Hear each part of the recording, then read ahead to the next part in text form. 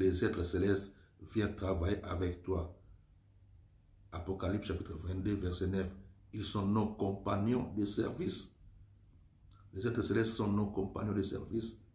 Plus ils t'attachent à Dieu, plus les êtres célestes viennent fonctionner, viennent œuvrer avec toi, viennent travailler avec toi.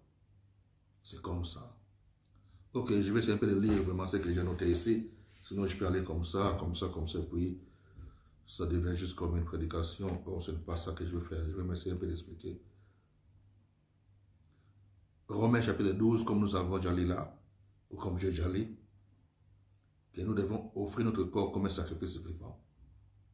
Et c'est ça la consécration. La consécration, ce n'est pas ce que nous voyons dans les assemblées, qu'on appelle les églises, que quelques frères et sœurs, ils ont été formés, ils ont été enseignés, après un dimanche comme ça, et ils vont s'habiller bien là, c'est le jour de la consécration. Le pasteur va consacrer aujourd'hui, tel, le pasteur va consacrer. Non, ce n'est pas ça. Ça, c'est l'ordination. Ordination. C'est un peu comme consécration, mais c'est ordination. Là, on vous ordonne, ou on vous reconnaît, on confirme l'œuvre que vous commencez déjà à faire.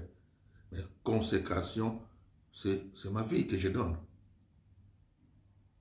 Vous comprenez?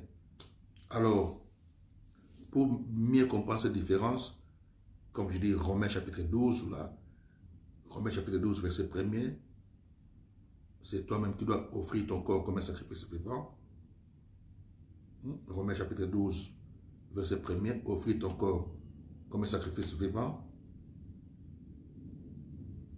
Verset 2, Romains toujours chapitre 12, verset 2, ne te conforme plus au siècle présent, donc sois plutôt attaché aux choses de Dieu.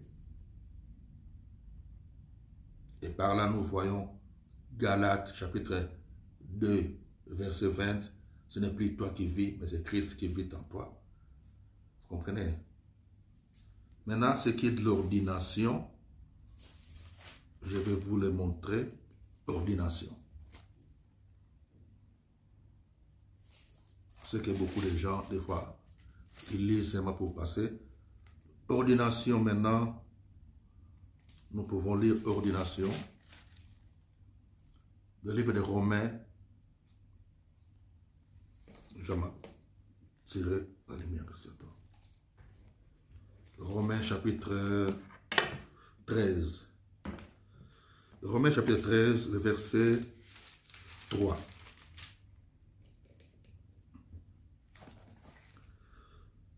Si vous commencez à partir, Romains chapitre 13, si vous commencez à partir du verset 1er, la Bible dit que non, il y avait dans l'église d'Antioche.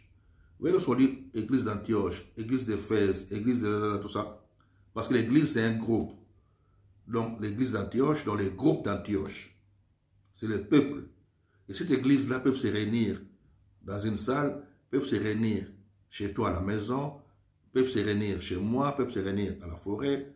C'est pour cela, quelque part, frère Paul, toujours je pense, il disait saluer Aquila et Priscille et l'église qui est dans leur maison. Saluer Aquila et Priscille et l'église qui est dans leur maison. Pourquoi l'église qui est dans leur maison? Donc c'est le groupe de gens qui se réunissaient dans leur maison. Bon, bien sûr que dans le monde d'avant, il n'y avait pas